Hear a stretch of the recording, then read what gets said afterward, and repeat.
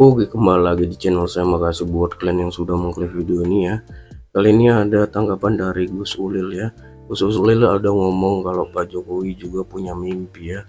Kadang orang-orang yang dekat sama kita, dekat-dekat sama Pak Jokowi lah terutama ya, mereka tidak memikirkan kalau Pak Jokowi juga punya mimpi ya.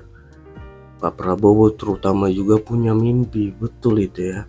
Jadi jangan paksakan mimpi kita sama mimpi Pak Jokowi itu sama gitu ya. Bagus atau tidaknya itu pemimpin ya kita terima saja gitu ya. Itu tanggapan Gus Ulil. Kita lihat ya video lengkapnya bagaimana. Sebelum kita ke video, bantu subscribe buat channel saya belum subscribe. Tidak tunggu lama, kita ke videonya langsung, let's go. Kak, mungkin miss di dalam perkembangan politik sekarang ini.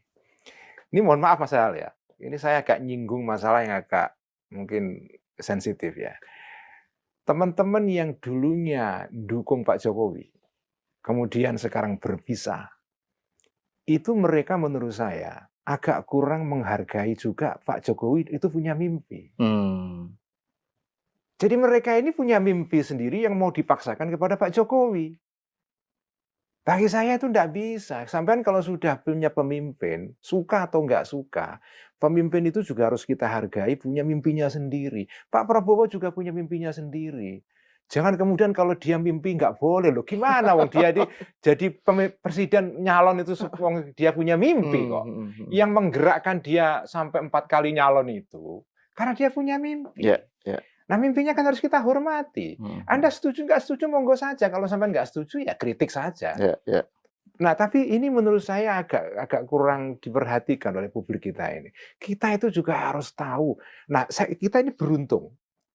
Sejak SBY, Pak Jokowi, sampai Prabowo.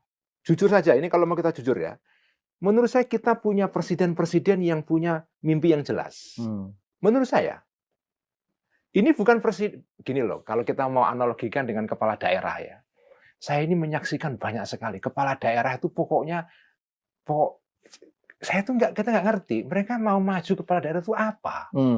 Gak ada mimpinya sama sekali. Pokoknya terpilih gitu saja.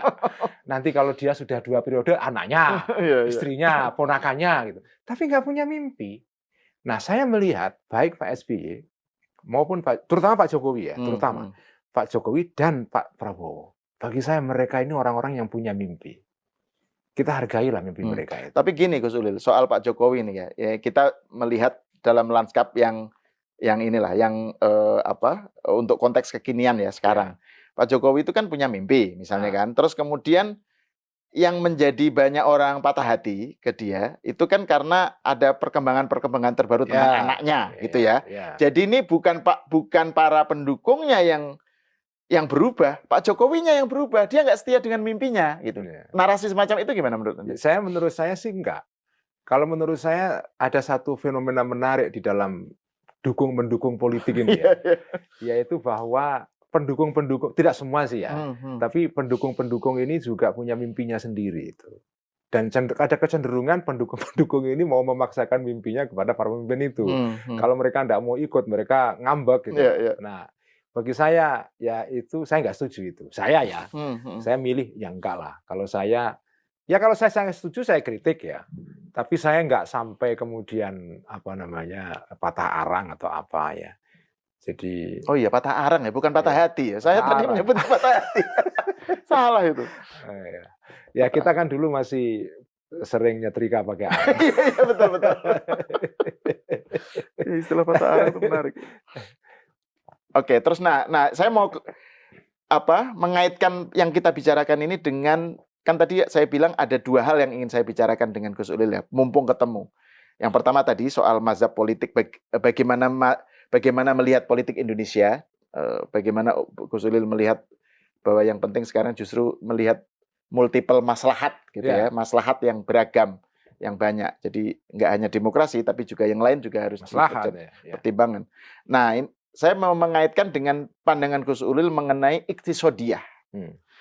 Iktisodiyah itu kan moderasi ya kalau nggak salah ya. Itu diambil dari kitab Al-Ghazali itu ya. Dan ini Gus Ulil kan juga mengkritik pandangan yang saklek gitu ya. Pandangan yang ideologis gitu ya. Yang ini mirip agama gitu. Dan menawarkan pandangan fikih yang lebih based on reality gitu ya yang inti akhir-akhir ini Mas Hal, mungkin sekitar 3 tahun terakhir atau 4 tahun terakhir ya. semenjak punya pengajian Ihya Ulumuddin itu. Saya punya waktu banyak untuk mengamati dunia yang fana ini. Mengamati ulumi dunia. Nah, salah satu hal yang saya amati itu adalah perkembangan di Barat ya, terutama di Amerika. Di Amerika itu ada perkembangan yang saya tidak suka, bukan soal Trump atau apa ya, tapi kecenderungan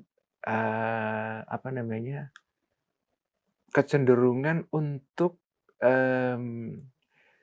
saat orang atau kelompok ya memiliki suatu pandangan tertentu, tapi pandangan ini kemudian pandangan ini tentu pandangan untuk merespon suatu fakta tertentu di dalam masyarakat mereka, tapi pandangan ini kemudian disusun atau dirumuskan begitu rupa sehingga menjadi semacam kayak keyakinan baru.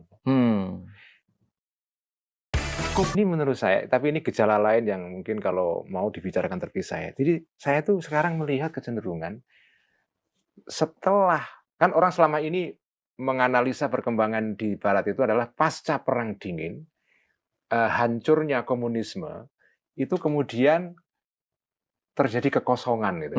Nggak ada ideologi lagi. Dia of ideology gitu kan.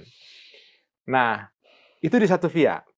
Di pihak lain, kita sekarang di Barat kan melihat merosotnya agama, atau bahkan agama sudah tidak penting lagi. Pasca Christianity, post Christianity itu kan.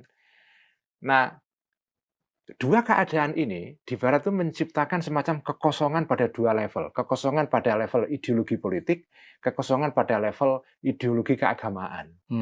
Nah, kekosongan ini kemudian menarik banyak pihak untuk mengisinya.